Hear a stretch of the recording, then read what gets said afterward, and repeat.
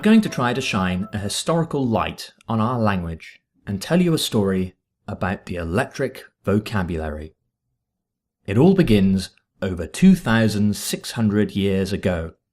An ancient Greek called Thales of Miletus is thought to be the first person to observe what we would today call electrical phenomena. He discovered that a piece of amber, when rubbed with fur, could pick up small pieces of straw. In Thales' language, amber was called electron. For a long time, that was pretty much all anybody knew about the subject, and nature had to wait around 2,200 years before any new investigations were made into amber's properties.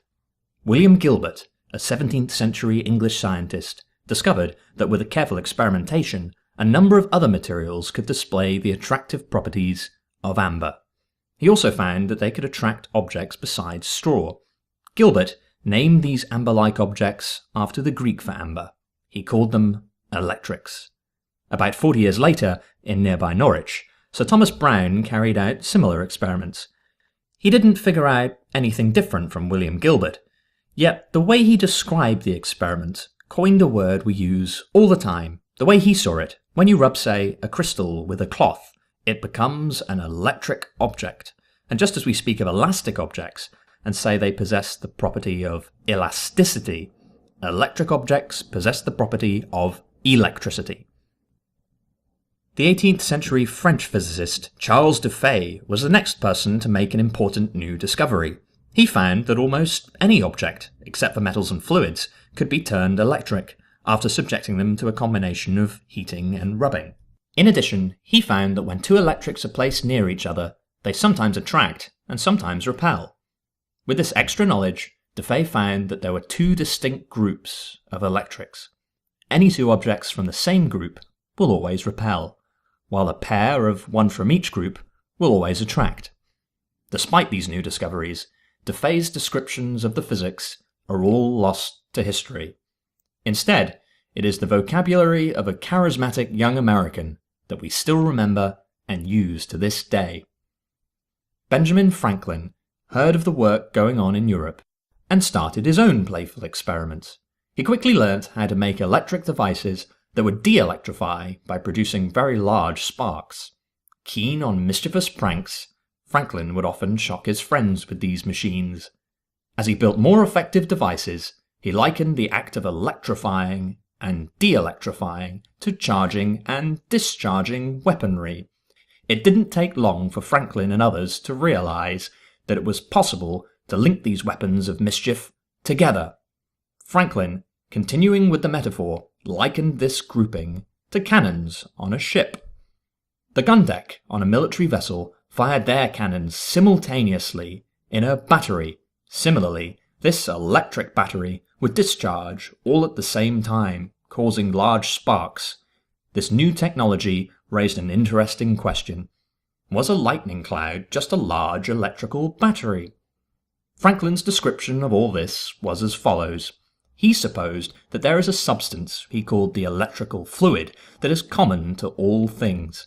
If, say, a person rubs a glass tube, this rubbing or charging causes a flow of this fluid, or an electrical current, to move from the person to the glass.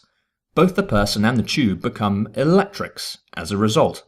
Normally, if the person was standing on the ground, their electrical fluid would return to normal, with an exchange from the common stock of the earth, as Franklin called it. Standing on something like a wax block can cut off this supply.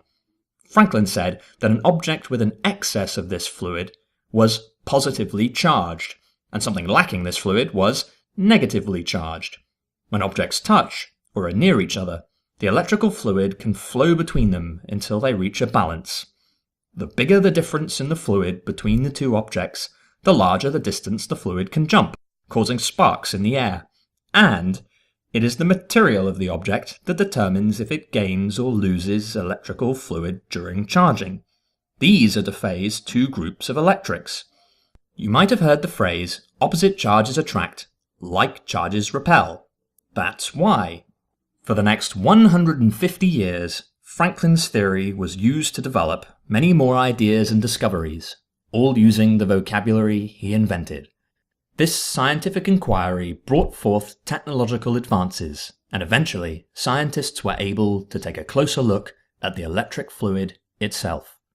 In 1897, J.J. Thomson, working in Cambridge, England, discovered that the electrical fluid is actually made up of small particles, named by the physicist George Stoney as electrons.